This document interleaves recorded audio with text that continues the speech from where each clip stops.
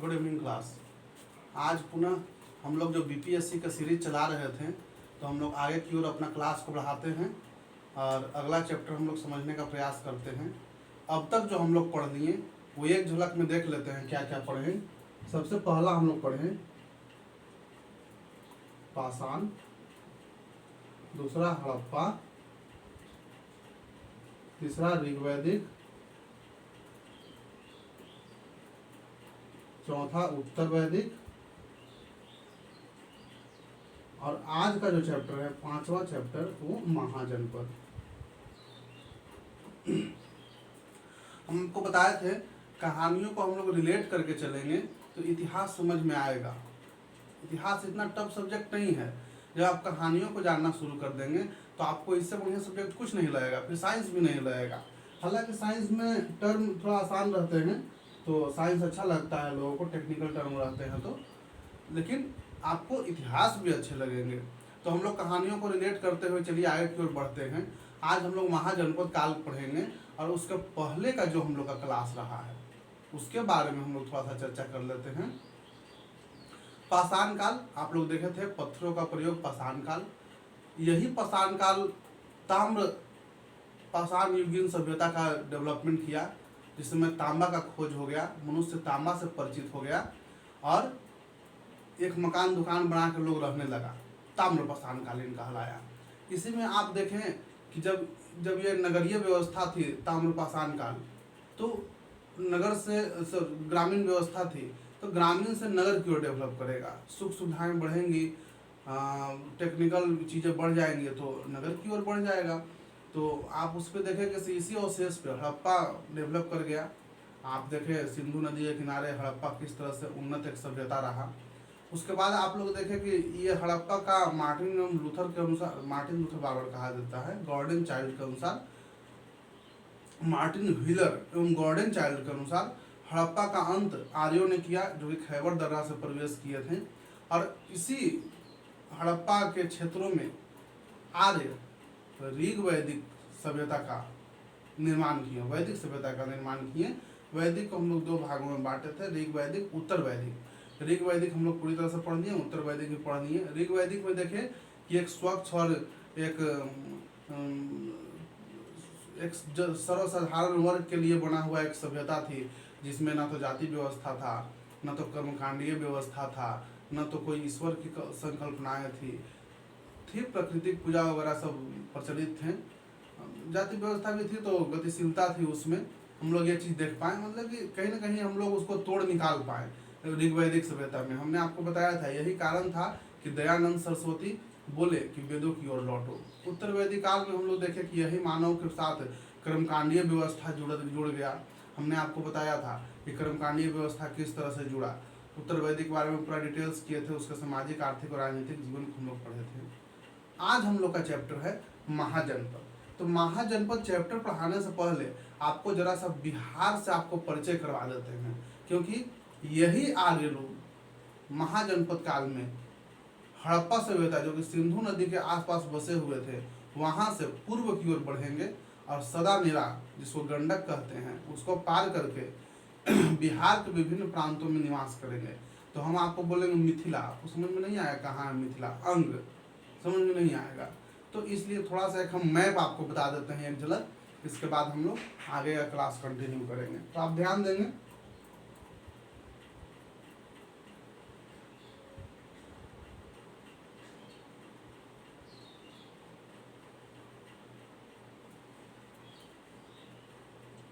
लगभग ये बिहार है हमारा, बिहार है, थोड़ा सा और छोटा होता है ये वाला पोर्शन और ये धंसता, लेकिन कोई बात नहीं, हम लोग समझ रहे हैं कि मोटा मोटी बिहार है। ऐसे ये गंगा नदी क्रॉस की है, गंगा ऐसे क्रॉस कर गई बीचों बीच, ये उत्तरी बिहार हो गए, ये दक्षिणी बिहार हो गए। अभी एक बहुत मुद्दा अभी हाईलाइट हुआ है, मिथिला राज्य की मांग किया जा रहा है। तो जहाँ तक हमको अनुमान है कि अगर बट भी गया तो यही बॉर्डर लाइन होगा, उत्तरी बिहार अलग एक राज्य बन जाएगा, फिर दक्षिणी बिहार। लेकिन अभी बहुत प्रक्रिया लंबी है, अभी लोगों का मांग उठा है भाषाई आधार पे, और एक्चुअली भाषाई आधार पे होता तो नहीं है, प्रशासनिक आधार पे होता है राज्यों का बंटवारा। तो वो हम लोग देखेंगे आगे, करंट अफेयर्स में देखेंगे। लेकिन अभी आपको बताते हैं कि यही गंगा है जो बिहार के 2 भागों में बांटता है। आप देख लीजिए, ये है पश्चिमी चंपारण, पूर्वी चंपारण, सीतामढ़ी, शिवहर, पश्चिमी चंपारण, इसको हम लोग लिखते चलते हैं पश्चिमी चंपारण। दिख रहा है बहुत छोटा हो गया ना, लेकिन हम लोग को एडजस्ट भी करना पड़ेगा। ये शिवहर है, सीतामढ़ी, अररिया, अररिया नहीं,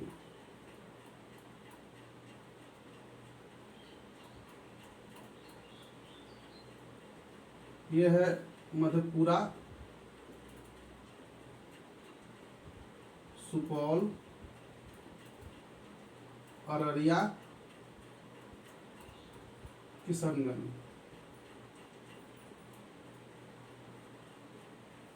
ये हमारा कितना राज्य हो गया, कितना जिला हो गया। कुछ जिलों को हम लोग कल ध्यान में रख लेंगे तो बाकी हम लोग उसके आधार पर समझ लेंगे। ये हो गया 1 2 3 4 5 6 7 8 जिले हो गए। और इधर हम लोग का एक भागलपुर है, ये पूर्णिया है, ये भागलपुर है, इसके जस्ट नीचे भागलपुर है, पूर्णिया, भागलपुर, बांका। ये हो गया कितना, 8 9 10 11 राज्य आपको कंप्लीट, 11 जिला आपको कंप्लीट हो गया। हम लोग के पास कुल कितने जिले हैं, 38 जिला है। 38 में से 11 घटाइएगा तो कितना हो जाएगा, 7 तो 2 27 गो और बच गया है ना। 27 गो और हम आपको कंप्लीट करा ही देते हैं जब ये छिड़ गया है तो। फिर हम आपको इसको डिटेल्स करेंगे जब हम लोग बिहार स्पेशल की सीरीज चलाएंगे। अब ये हिस्ट्री के अंतर्गत चूंकि इसका टर्म आएगा इसलिए हम बता देंगे। अब इधर आइएगा तो यहाँ पर है गोपालगंज, यहाँ पर है गोपालगंज, और यहाँ पर है सिवान, गोपालगंज, सिवान, सारण। सारण सिवान है, उल्टा लिख दिए, यहाँ पर सारण है, नीचे सिवान है, उल्टा लिख दिए, ठीक लिखे थे शुरू में, सिवान, सारण। 3 और जुड़ गया, इसमें से 3 और घटा लेंगे, अब हम लोग का 24 बच गया ना, 24 बच गया। यहीं पर है मुजफ्फरपुर, यहाँ है वैशाली, 2 और इसमें से घटा लीजिए, अब 22 बच गया है ना। अब देखिए यहाँ पर है दरभंगा, यहाँ पर है समस्तीपुर। समस्तीपुर थोड़ा सा और मैप बढ़िया से बनेगा तो ढंग से हम लोग लोकेशन को जज कर पाएंगे, है ना। इधर हो जाएगा सहरसा,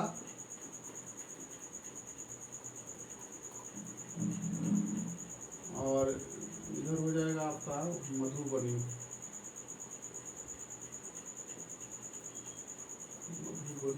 मधेपुरा, इसी में हो जाएगा, उल्टा लिखा गया। मधेपुरा के बाद हो जाएगा आपका सहरसा, दरभंगा। इसमें आ जाइए तो आपका हो जाएगा सहरसा, दरभंगा, कोसी नदी हम लोग इधर से आता है ना, तो उधर होगा हमारा सहरसा, जिधर से कोसी आता है ना, तो कोसी की तरफ हमारा सहरसा होगा। तो यहाँ पर हम लोग का मधुबनी होना चाहिए, समस्तीपुर होना चाहिए,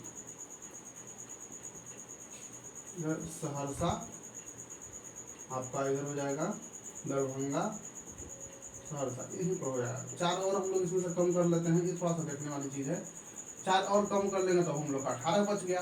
अब हम लोग दक्षिणी बिहार में आ जाएंगे, तो दक्षिणी बिहार में आ जाएंगे तो यहाँ पर एक बंदूक के आकार का पटना है, यहाँ पर नालंदा है, भोजपुर है,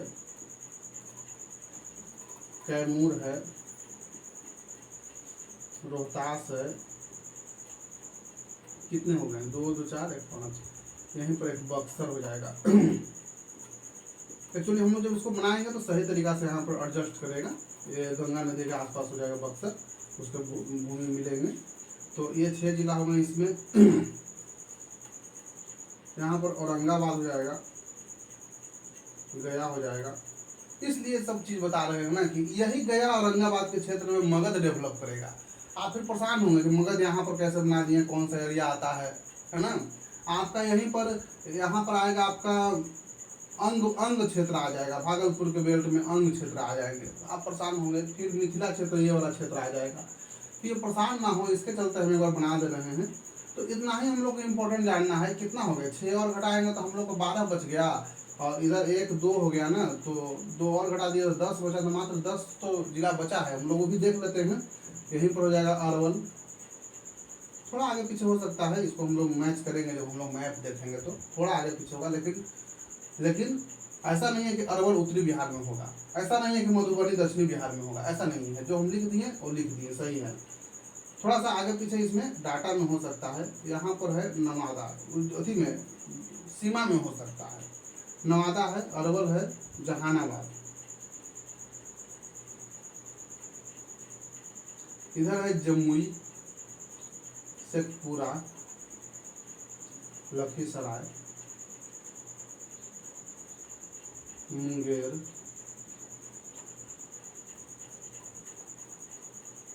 खगड़िया, बेगूसराय, ये हो जाएंगे। आपको लगभग हो गए होंगे, सारे जिले हो गए होंगे, 38 जिला हो गया होगा, है ना। तो ये हम लोग का है क्षेत्र। अब हम आपको एक बार थोड़ा सा ट्रिक बता देते हैं। इतना सारा याद कैसे होगा, चूंकि 38 है तो बहुत ज़्यादा होता है। तो आप थोड़ा सा वीडियो को रोक के चाहे जैसे भी ट्रिक को लिख लेंगे और उसको थोड़ा सा रिपीटेशन करेंगे तो आपको भी याद हो जाएगा। जैसे हम लोग क्या करते हैं, शुरू से हम लोग देखते हैं और मन में एक फिगर बनाते हैं। क्या मन में फिगर बनाते हैं? मन में हम लोग फोटो बनाते हैं, एक इमेजिनरी करते हैं याद करने का तरीका को। पश्चिम चंपारण, पूर्वी चंपारण, कई वो चंपारण, 2 गो चंपारण, पश्चिम चंपारण, पूर्वी चंपारण, शिवहर, सीतामढ़ी, मधेपुरा, सुपौल, अररिया, किशनगंज, पूर्णिया, भागलपुर, बांका। चलिए इतना हम लोग पहले 8 को याद करते हैं। पश्चिम चंपारण, पूर्वी चंपारण, चंपा के 2 बहन,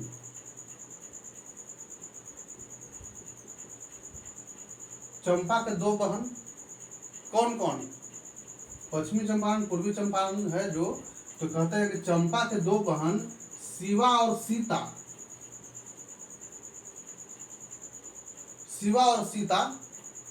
मधपी, सुपपी और अड़ी हुई है किशन से मिलने के लिए। हम लोग इसको ट्रिक बना रहे हैं। चंपा के 2 बहन शिवा, सीता, मधपी, सुपपी और अड़ी हुई है किशन से मिलने के लिए।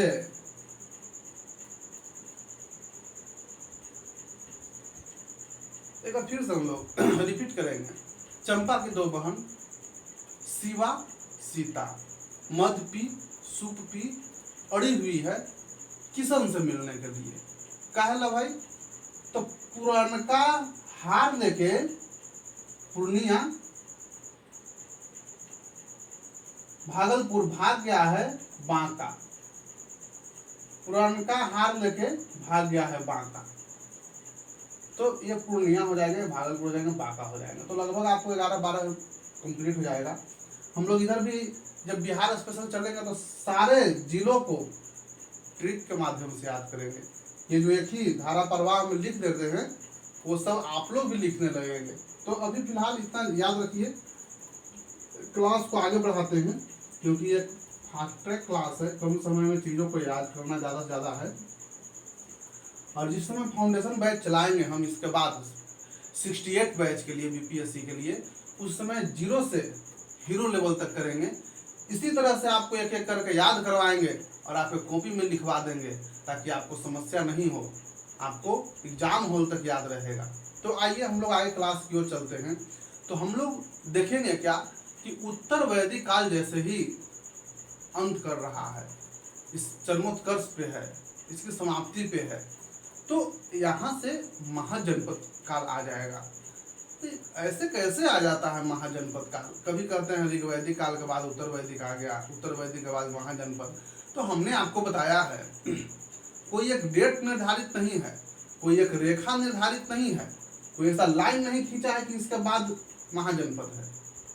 एक क्रमिक परिवर्तन है, लोगों के जीवन स्तर में परिवर्तन है, सामाजिक सोच में परिवर्तन है, अर्थव्यवस्था में परिवर्तन है, राजनीतिक परिदृश्य में परिवर्तन है, धार्मिक मान्यताओं में परिवर्तन है।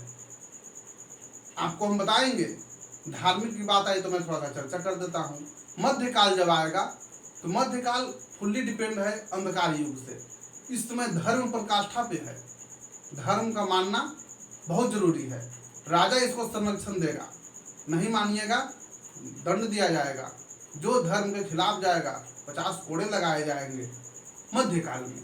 तो उसी तरह से जो परिवर्तनें होंगी रहन सहन में, सोच में, खान पान में, तो इस परिवर्तन को हम लोग जो जिस व्यू से देखते हैं तो उसी के अनुसार हम लोग अध्ययन की दृष्टि से बांट लिए हैं, कालखंड को बांट लिए हैं, चैप्टर को बांट लिए हैं कि लगता है इतना दूर ऐसे व्यवस्था रहा तो इसको हम लोग उत्तर वैदिक काल कह दिए, इतना दूर व्यवस्थाएं चेंज हो गई तो अब हम लोग महाजनपद कहेंगे। महाजनपद का कोई रेखा नहीं है, कोई तिथि नहीं है। जहाँ टर्निंग आएगा, जहाँ तिथि की जरूरत पड़ेगा, इधर 1-2 तिथि बता के एंशिएंट खत्म कर देंगे। 2, 3, 4 तिथि से ज़्यादा आवश्यकता है भी नहीं। मेडाइवल में थोड़ा सा 5-6 तिथि पड़ेगा तो 6 इधर 12 मान लीजिए, और आधुनिक में थोड़ा 10-20 तिथि पड़ेंगे डेट।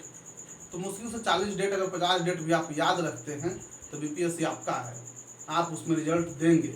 तो इसलिए आइए हम लोग आगे देखते हैं। जो महाजनपद है समझने का कोशिश करते हैं, इसको महसूस करने का कोशिश करते हैं, ऐसी क्या परिस्थितियां रही, महाजनपद फेज आया। सबसे पहले महाजनपद को हम लोग समझ लेते हैं। एक्चुअली जो प्रशासनिक की इकाई थी ना, तो हम आपको बताए थे हमेशा चेंज होता रहा, कुल, ग्राम, विस, जनपद। उत्तर वैदिक काल तक जनपद आ गया और इसके बाद महाजनपद आ जाएगा। चीजें बड़ी होंगी। जब छोटा जब ये कुछ ही लोग मिल कर रह रहे थे उसको कुल कह दिया। एक कुल होता है घर के, नहीं कुल खानदान जिसको बोला जाता है। कुल के बाद एक ग्राम होता है, जन होता था उस समय, विस होता था, ये सब नाम है। जैसे हमारे यहाँ वार्ड है, वार्ड के ऊपर गांव है, गांव के ऊपर पंचायत है, पंचायत के ऊपर आपका विधानसभा आ जाएगा, जिला परिषद आ जाएगा, जिला आ जाएगा। तो इस तरह से जो क्रम बना हुआ है। और प्रशासन की सबसे बड़ी इकाई क्या है? हमारे यहाँ राज्य है। सबसे छोटी इकाई वार्ड सदस्य है। उसी तरह से उस समय भी प्रशासन की सबसे छोटी इकाई जन हुआ करता था, कुल हुआ करता था। और प्रशासन के महाजनपद काल में सबसे बड़ी इकाई महाजनपद हो जाएगा, है ना, जो एक बड़ा क्षेत्र को कवर करेगा। आप आगे देखेंगे, आपको चीजें समझ में आएंगी। और आप देखिए, एक ये चीज हो गया। दूसरा चीज हो गया, जो उत्तर वैदिक काल था, कर्मकांडीय व्यवस्था बहुत ज्यादा था। क्या कर्मकांडीय व्यवस्था था? आप बिल्ली मार दिए, बिल्ली मार दिए तो आपको अफसोस हुआ, जीव हत्या हम कर दिए, आपको बुलाया गया, जीव हत्या किए हो जी? जी सर किए हैं। जी हुजूर किए हैं, आपको मुक्ति न मिलेगा। कैसे मुक्ति मिलेगा? कोई उपाय बताइए। हर किसी को लगता है कि ऊपर जाए तो थोड़ा व्यवस्थाएं अच्छी हो, अगले जन्म की व्यवस्थाएं अच्छी हो, हर किसी को लगता है। लेकिन किसी ने देखा नहीं कि व्यवस्था कैसा होता है, बद होता है, बदतर होता है, या फिर अगले जन्म की व्यवस्थाएं क्या होती है। तो लोग उपाय ढूंढने लगे। लोग बताए आओ इधर कर्मकांडीय व्यवस्था करो, हवन करवाओ, यज्ञ करो, तरह तरह की व्यवस्थाएं लोग बताएं कि ऐसा करोगे तो तुमको मुक्ति मिलेगा, इतना दान करो, दक्षिणा करो। लोग जो सर्वसाधारण वर्ग के लोग थे, जो आज कमाना है तो कल खाना है, वैसे लोग थे, वो इन चीज़ों से परेशान हो गए। कहाँ से इतना कर पाएंगे? एक यज्ञ में काफ़ी ज़्यादा खर्च होता था, कई लोगों को बुलाकर खिलाना रहता था, बहुत सारे खर्च आते थे। तो जो एक बड़ी संख्या का प्रतिनिधित्व करने वाले जनसाधारण लोग थे, वे ऐसे धर्म की, ऐसी व्यवस्था की तलाश कर रहे थे जहां पर मुक्ति का मार्ग आसान हो, पैसे वैसे थोड़ा कम खर्च हो, व्यवस्थाएं आसान हो, चीजें आसान हो। और उसी समय हमारे गौतम बुद्ध आएंगे, हमारे महावीर स्वामी आएंगे, जो अपने विचारों का प्रचार प्रसार करेंगे, बोलेंगे इस दुनिया में ईश्वर नाम की कोई चीज नहीं है, मूर्ति पूजा नहीं करो, भगवान बुद्ध की कथन रहेगी, और आत्मा में विश्वास नहीं रखो, ईश्वर में विश्वास नहीं रखो, भगवान बुद्ध की वक्तव्य रहेगा। तो करना क्या है, हम तुमको बताएंगे क्या करना है, ऐसे करोगे जीवन सरल रहेगा। तो हम लोग डिटेल्स पढ़ेंगे, बुद्ध के विचारों को हम लोग पढ़ेंगे, बुद्ध के उपदेशों को हम लोग पढ़ेंगे, दुनिया के से दुखों को हरण करने की बात को हम लोग पढ़ेंगे, और हम लोग क्या पढ़ेंगे, उनका ज्ञान को हम लोग पढ़ेंगे।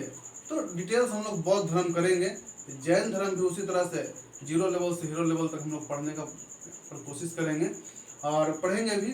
तो आइए हम लोग महाजनपद की शुरुआत कर देते हैं। तो जैसा कि हम आपको बताए थे एक मैप के माध्यम से, आइए छोटा सा हम लोग मैप देख लेते हैं। मैप के माध्यम से हम आपको बताए थे, ये हमारा भारत का मैप है। आप लोग भी मेरे साथ कभी कभी ट्राई किया कीजिए, है ना। ये करने से क्या होगा ना कि आपका हेजिटेशन कम से कम मिटेगा। ठीक है, 1-2 बार खराब कीजिएगा, लेकिन तीसरा चौथा बार में चीजें आसान हो जाएंगी, आप ही के लिए आसान हो जाएगा।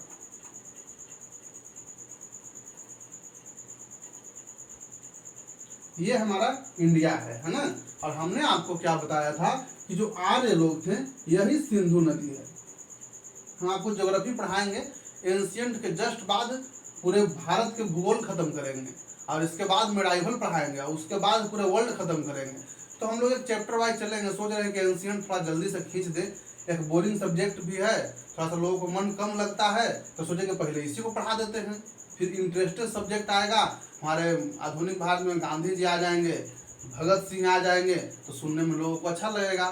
चाचा नेहरू की बात करेंगे तो और अच्छा लगेगा लोगों को। तो एक जब आधुनिक भारत में हम लोग प्रवेश करेंगे तो हम लोग को काफ़ी मज़ा आने वाला है। इसीलिए ये सब हम सब्जेक्ट को पहले खींच दे रहे हैं कि पहले आदमी जोश जुनून में रहता है, हाँ यूपीएससी निकालना है, जो आएगा सो कवर कर लेंगे, तो पहले यही कवर कर लेते हैं, फिर आसान वाला तो कवर हो ही जाएगा।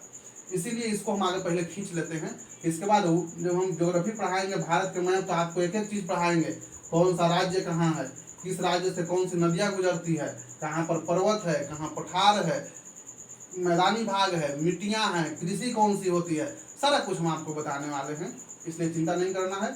आइए अभी हम लोग देखते हैं। सबसे पहले यही सिंधु नदी है, और यहीं पर हमारा हड़प्पा सभ्यता था। 13 लाख वर्ग किलोमीटर में विस्तृत सबसे उन्नत सभ्यता, प्रथम नगरीय सभ्यता हमारा हड़प्पा सभ्यता था। क्या हुआ, यहाँ पर हिंदू कुश पर्वत है, हिंदू कुश पर्वत के खैबर दर्रा से होकर मध्य एशिया के निवासी, जिन्हें आर्य कहा गया, ये लोग आए। हालांकि कई किताबों में आर्य का मतलब श्रेष्ठ एवं कुलीन बताया गया है, वो आप लोग महसूस कीजिए, श्रेष्ठ और कुलीन है कि नहीं है वो महसूस कीजिए। तो किताबों के अनुसार आर्य का अर्थ श्रेष्ठ और कुलीन ही बताया गया है।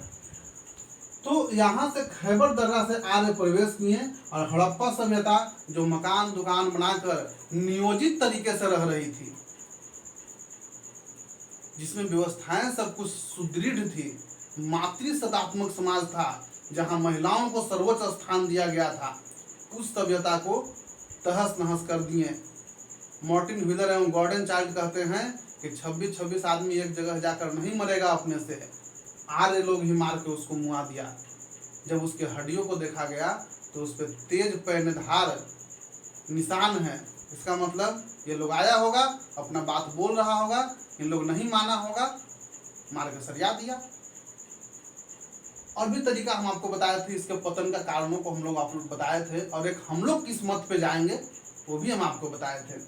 तो हड़प्पा सभ्यता का अंत हुआ, यहीं पे लोग ऋग्वैदिक सभ्यता, नगरीय थी, ग्रामीण सभ्यता डेवलप किया।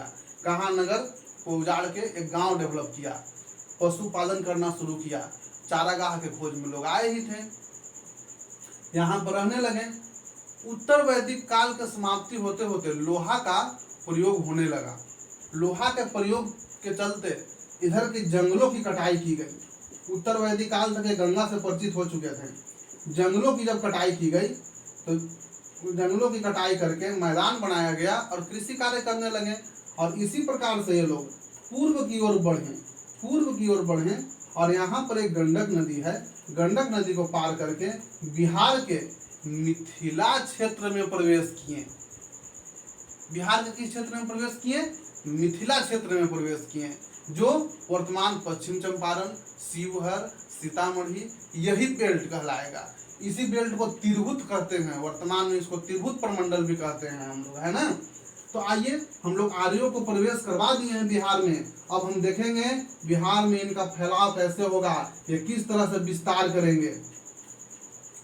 तो जो ये आर्य थे ना, तो आर्य का एक वंशज चलते आया। आर्य में एक राजा भी हुआ करता था, तो इनका एक वंशज चलते आया और यही वंशज लोग धीरे धीरे विभिन्न क्षेत्रों में फैल गए। कहा जाता है कि एक अधिरथ थे, उनका कई संतान हुए, ऐसा काल्पनिक कथाओं के मुताबिक है। अधिरथ के कई संतान थे, जिसमें कलिंग थे, चंब थे, अंग थे, बंग थे, आंध्र थे, मालवा थे, ऐसे करके था। उसी आधार पे बंगाल हुआ, चंपा हुआ, आपका उड़ीसा हुआ, आंध्र प्रदेश हुआ जो कलिंग कहलाता है, मगध हुआ। इस तरह से काल्पनिक कथा है, और काल्पनिक कथाओं पे हम लोग को नहीं जाना है।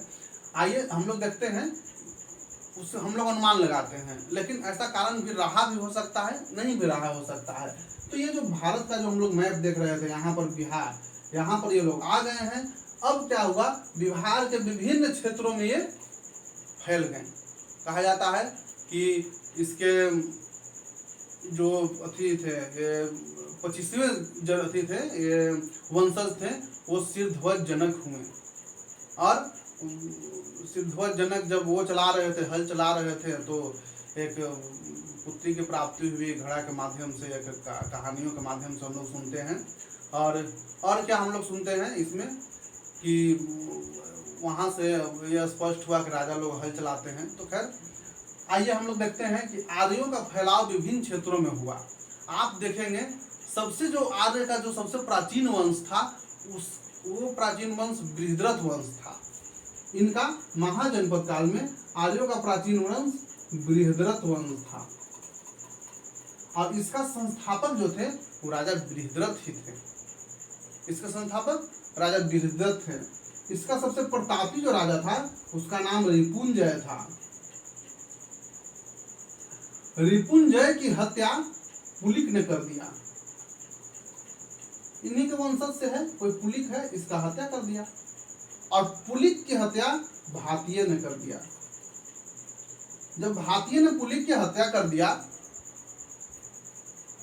तो भातिये अपना 15 वर्षीय बेटा बिंबिसार को राजगीर के सत्ता पे बैठाता है, राजगद्दी पे बैठाता है, और शासन व्यवस्था चलाना शुरू करवाता है 15 वर्षीय बिंबिसार को।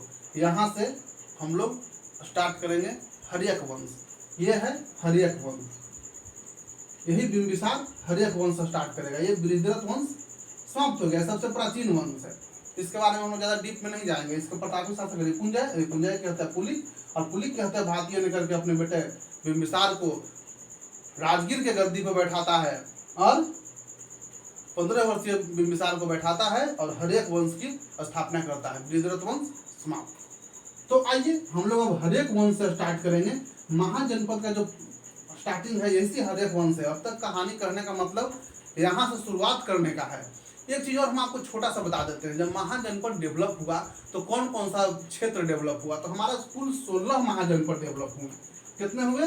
16 महाजनपद डेवलप हुए। सवाल आता है कौन कौन है सर, थोड़ा सा बता दीजिए। आइए हम लोग देख लेते हैं 16 महाजनपद कौन कौन है। एक बार हम लोग पुनः भारत के मैप बनाएंगे और 16 महाजनपदों को देखने का काम करेंगे।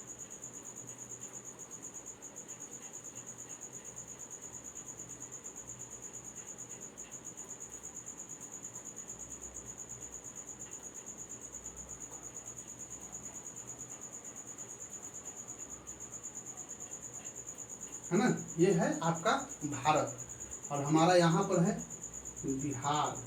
तो यहीं पर हो जाएगा मगध, इसको ध्यान देना है, मगध हो जाएगा, है ना। और हम लोग इसको देख लेते हैं, यहाँ पर हो जाएगा भागलपुर के क्षेत्र में अंग। हम यहाँ से हट जाएंगे, आपको देखने में अच्छा लगेगा। यहाँ पर हो जाएगा वज्जी।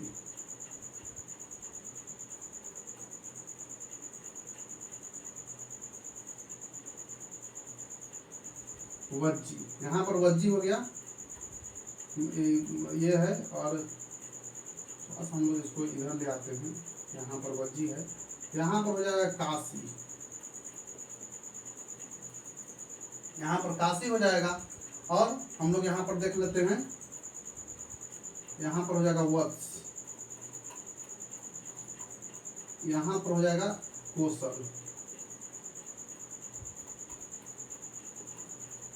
यहाँ पर कोसल हो जाएगा, यहाँ पर हो जाएगा मल।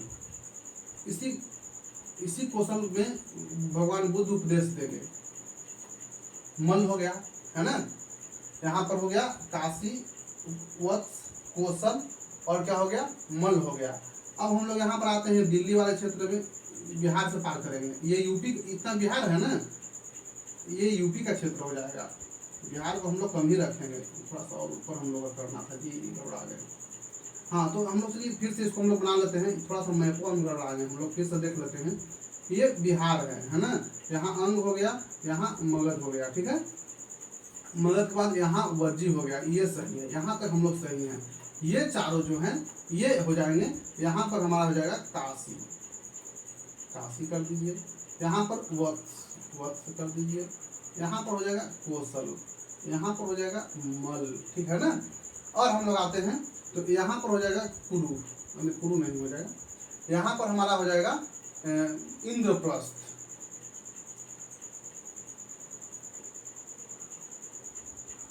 इंद्रप्रस्थ कितना हो गया हम लोग को, महाजनपद कितना हो गया हम लोग गिन लेते हैं। 2, 2, 4, 2, 6, 7, 8, 16 महाजनपद में 8 महाजनपद कंप्लीट। आप एक बार फिर से देखिए, बिहार वाले क्षेत्र में मगध महाजनपद, अंग, वज्जी, यहाँ पर काशी, वत्स, मल, कौशल, इंद्रप्रस्थ, इंद्रप्रस्थ हो गए। और हम लोग क्या देख लिए, यहीं पे हो जाएगा सुरसेन, यहाँ पर सुरसेन हो गया। यहाँ पर हो जाएगा पंचाल, कितने हो गए, 8, 2, 10 हो गए। अब हम लोग के पास बहुत कम छोटा छोटा हम लोग यहाँ पर देख लें, 6 पीस और बचा है। यहाँ पर हो जाएगा, यहाँ पर गंधार हो जाएगा, यहीं पर कंबोज हो जाएगा, कंबोज हो जाएगा, कंबोज। एक कंबोज अति का नाम है, आपके महाजनपद का नाम है। कुछ हम लोग इसको मगध को थोड़ा सा और ऊपर लिख देते हैं,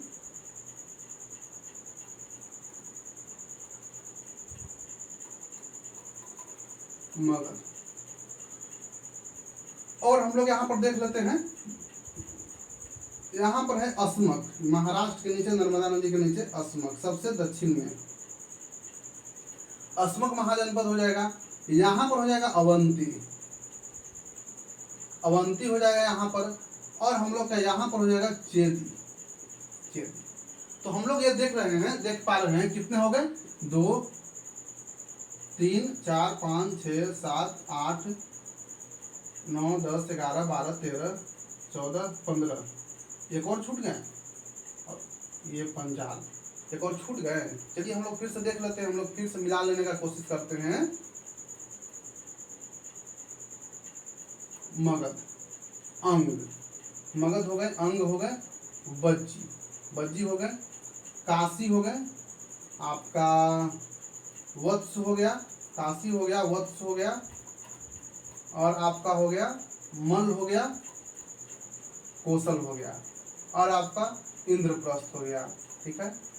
पंचाल हो गया, सुरसेन हो गया, और आपका एक हो जाएगा कुरु, कुरुक्षेत्र, कुरु, यहाँ पर कुरु है। एक ये है हरियाणा वाले क्षेत्र में, जिसको हम लोग विराटनगर कहते हैं। इसको हम लोग क्या कहते हैं, इसको हम लोग कहते हैं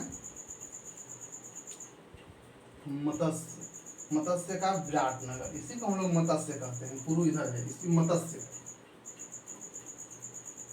मत्स्य हम लोग और कहीं नहीं लिखे हैं ना, ये मत्स्य है, मत्स्य महाजनपद हो जाएगा।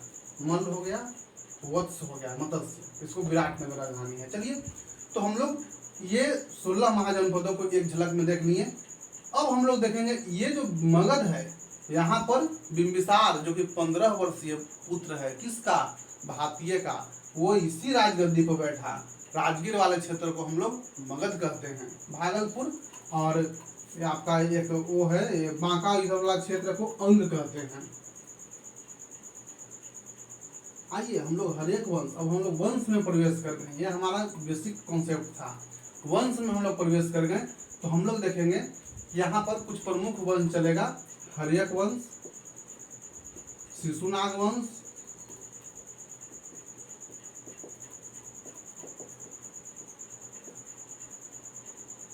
नंद वंश, फिर मौर्य वंश। तो आज हम लोग प्रयास करते हैं मौर्य तक पहुंच जाने का। देखते हैं जहां तक हम लोग का संभव हो पाएगा। देख लेते हैं कितना टाइम हो गया उसके अनुसार। बहुत टाइम हो गया। चलिए आज से हम लोग इतना ही रखते हैं और मिलते हैं हम लोग अगले क्लास में, क्योंकि ये जो हमारा है ना, यहाँ से हम लोग स्टार्ट करेंगे तो एक वंश से स्टार्ट करेंगे। हम लोग का आज इंट्रोडक्शन क्लास बहुत लंबा क्लास हो गया। तो मिलते हैं नेक्स्ट क्लास में, तब तक के लिए धन्यवाद।